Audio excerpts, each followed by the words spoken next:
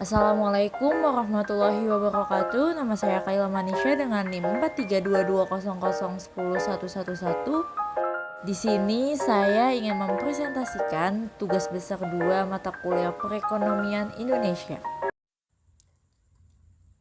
Baiklah, di sini saya akan membahas masalah perekonomian di Indonesia. Di sini saya akan membahas 2 materi. Materi pertama yaitu konsep dan tujuan dari kebijakan pemerintah mengenai otonomi daerah dan UMKM sebagai salah satu percepatan pembangunan di Indonesia. Selanjutnya materi kedua yaitu masalah apa saja yang timbul akibat otonomi daerah dan UMKM serta kebijakan apa yang dilakukan pemerintah pusat guna mengatasi masalah tersebut. Kita lanjut ke materi pertama yaitu konsep dan tujuan dari kebijakan pemerintah mengenai otonomi daerah dan UMKM sebagai salah satu percepatan pembangunan di Indonesia. Menurut Undang-Undang Nomor 32 Tahun 2004, otonomi daerah adalah hak, wewenang, dan kewajiban daerah otonom untuk mengatur dan mengurus sendiri urusan pemerintah dan kepentingan masyarakat setempat sesuai dengan peraturan perundang-undangan. Dengan diberlakukannya otonomi daerah, diharapkan dapat mempercepat lajunya pertumbuhan masyarakat di daerah dalam berbagai bidang, terutama bidang kesejahteraan masyarakat dan kerjasama pembangunan antar daerah semakin meningkat. Dampak otonomi daerah terhadap percepatan pembangunan. Seluruh komponen yang ada di daerah tersebut, mulai dari pemerintah ataupun masyarakat pada umumnya dapat mengembangkan kreativitas maupun inovasi di berbagai bidang guna meningkatkan pemerataan pembangunan daerah tersebut, atau dengan kata lain, seluruh komponen ikut berpartisipasi dalam upaya pemerataan pembangunan. Daerah lebih tahu apa yang dibutuhkan oleh daerah tersebut untuk meningkatkan pemerataan pembangunan. Pemerintah daerah akan lebih mudah untuk mengelola sumber daya yang ada atau dimiliki oleh daerahnya. Pemerintah daerah akan lebih mudah untuk mengembangkan budaya yang dimiliki oleh daerah tersebut. Usaha mikro kecil menengah atau UMKM. Usaha mikro kecil menengah atau UMKM selaku basis usaha kerakyatan merupakan alternatif yang tepat diterapkan di era globalisasi saat ini guna menyeimbangi dampak ekonomi global pada masyarakat. UMKM yang umumnya padat karya ini juga mampu menyerap tenaga kerja dalam jumlah cukup besar.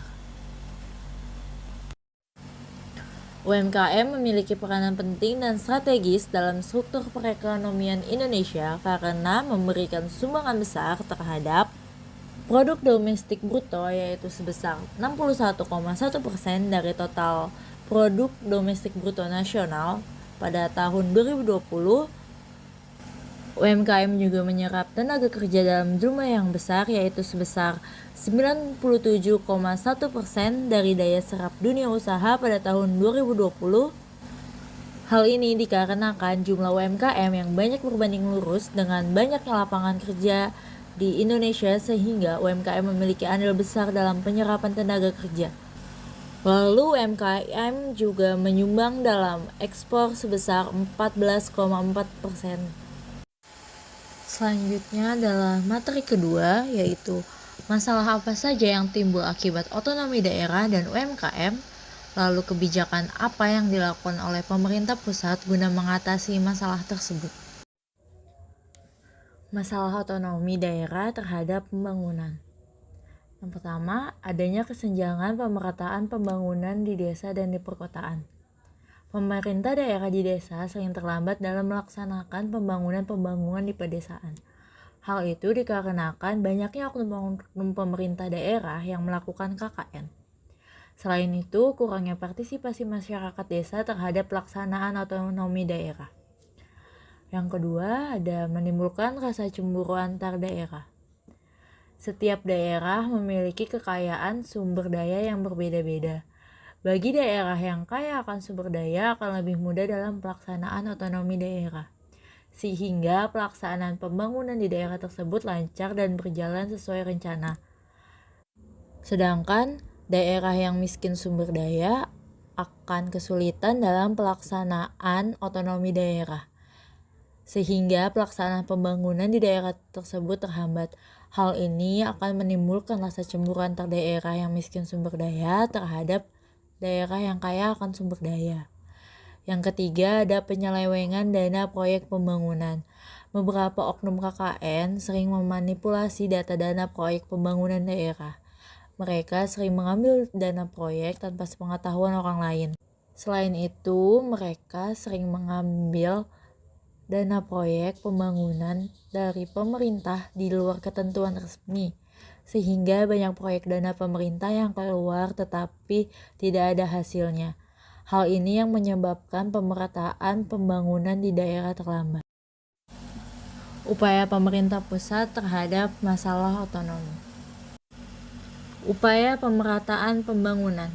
Upaya untuk mengatasi kesenjangan pembangunan oleh pemerintah pusat, yaitu dengan percepatan pembangunan, fokus pengembangan wilayah tertinggal dan terpencil, mengembangkan wilayah-wilayah perbatasan, menyeimbangkan pertumbuhan pembangunan, meningkatkan keterkaitan kegiatan ekonomi, mengoperasionalisasikan rencana tata ruang, pemerataan pemenuhan kebutuhan pokok rakyat, pemerataan kesempatan memperoleh pendidikan dan pelayanan kesehatan, serta yang paling penting pemerataan kesempatan kerja. Upaya pemerintah mengatasi kecemburuan antar daerah. RUU tentang pemerintah daerah sebagai pengganti UU nomor 32 tahun 2004 yang saat ini sedang dibahas dengan DPR, pada dasarnya mencoba memperbaiki kelemahan UU nomor 32 tahun 2004. RUU pemerintah daerah dimaksudkan untuk memperjelas konsep desentralisasi dalam NKRI dan memperjelas pengaturan dalam berbagai aspek penyelenggaraan pemerintahan daerah. Selain itu, RUU ini juga menambah pengaturan baru sesuai dengan kebutuhan hukum untuk mengakomodir dinamika pelaksanaan desentralisasi, antara lain pengaturan tentang hak warga untuk berpartisipasi dalam penyelenggaraan pemerintahan daerah, adanya jaminan terselenggaranya pelayanan publik dan inovasi dalam penyelenggaraan pemerintahan daerah. Upaya pemerintah mengatasi penyelewengan dana pembangunan. Salah satu hal yang cukup krusial untuk mengurangi risiko korupsi adalah dengan memperbaiki dan memantau kinerja pemerintah daerah. Upaya pencegahan melalui penguatan fungsi pengawasan formal dan non-formal. Peran serta masyarakat adalah pengawasan yang diyakini paling efektif sehingga penting dijamin implementasinya. Kedua, upaya penindakan dan pemberian efek jerah.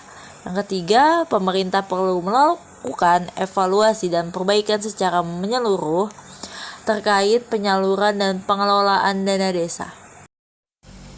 Permasalahan UMKM. Penurunan jumlah UMKM dan kontribusi UMKM terhadap produk domestik bruto Indonesia disebabkan oleh pandemi sejak 2020 lalu. Permasalahan yang dialami adalah sebagai berikut. Perubahan pola konsumsi barang dan jasa masyarakat di masa pandemi dari offline ke online.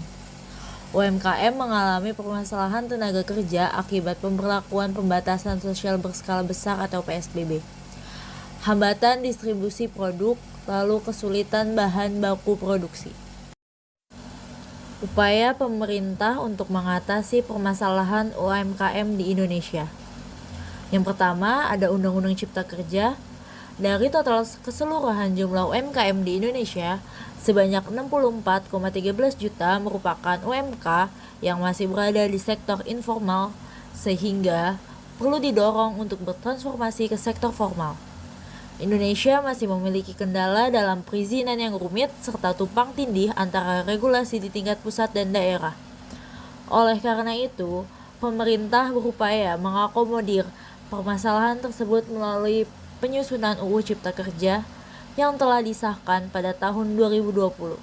Salah satu substansi yang diatur adalah mengenai kemudahan, perlindungan, dan pemberdayaan UMKM. Pemerintah juga berharap melalui UU Cipta Kerja UMKM dapat terus berkembang dan berdaya saing. Upaya kedua ada program PEN Program PEN atau Pemulihan Ekonomi Nasional merupakan salah satu program yang dicetuskan pemerintah untuk memulihkan ekonomi Indonesia akibat dampak COVID-19. Program ini merupakan respon pemerintah atas penurunan aktivitas masyarakat yang terdampak, khususnya sektor informal atau UMKM. Program ini dibuat berdasarkan PP nomor 23 tahun 2020 yang kemudian diubah menjadi PP nomor 43 tahun 2020. Sebagai salah satu upaya pemerintah untuk memajukan UMKM, berikut merupakan rincian program PEN untuk UMKM, yaitu subsidi bunga atau margin, belanja imbal jasa penjaminan, penempatan dana pemerintah di perbankan, penjaminan loss limit kredit UMKM, pajak penghasilan final UMKM ditanggung pemerintah, pembiayaan investasi kepada koperasi melalui lembaga pengelola dana bergulir atau LPBD, koperasi UMKM, program bantuan presiden atau Banpres produktif usaha mikro. Upaya ketiga ada kredit usaha rakyat atau KUR. Program kredit usaha rakyat yang disalurkan melalui lembaga keuangan dengan pola penjaminan. Adapun biaya jasa atau suku bunga atas kredit atau pembiayaan modal kerja disubsidi oleh pemerintah. Tujuan KUR adalah untuk meningkatkan akses pembiayaan dan memperkuat pemodalan UMKM. Selanjutnya ada Gerakan Nasional Bangga Buatan Indonesia atau Gernas BBI. Gernas BBI merupakan salah satu program pemerintah dengan upaya pemerintah untuk memajukan UMKM yang diluncurkan pada tahun 2020. Tujuan Gernas BBI yaitu mendorong national branding produk lokal unggulan untuk menciptakan industri baru dan tentunya meningkatkan pertumbuhan ekonomi. Melalui program ini, pemerintah mendorong pelaku UMKM untuk bergabung ke platform digital. Lalu, upaya yang terakhir adalah perluasan ekspor produk Indonesia melalui ASEAN Online Sale Day atau AOSD. ASEAN Online Sale Day atau AOSD adalah hari belanja daring ASEAN yang merupakan acara belanja dilakukan secara serentak oleh platform niaga elektronik di 10 negara ASEAN. AOSD diselenggarakan bertepatan pada hari ulang tahun ASEAN yaitu 8 Agustus sejak tahun 2020. Pesertanya adalah pelaku usaha di kawasan ASEAN yang menyediakan barang dan jasa melalui perdagangan melalui sistem elektronik atau PMSE. AOSD merupakan kesempatan bagi Indonesia untuk mempromosikan dan membangun cita produk lokal Nusantara ke kancah ASEAN serta mendorong dan meningkatkan kegiatan ekspor produk Indonesia. Baiklah, cukup sekian dari saya. Terima kasih telah menonton video ini. Wassalamualaikum warahmatullahi wabarakatuh.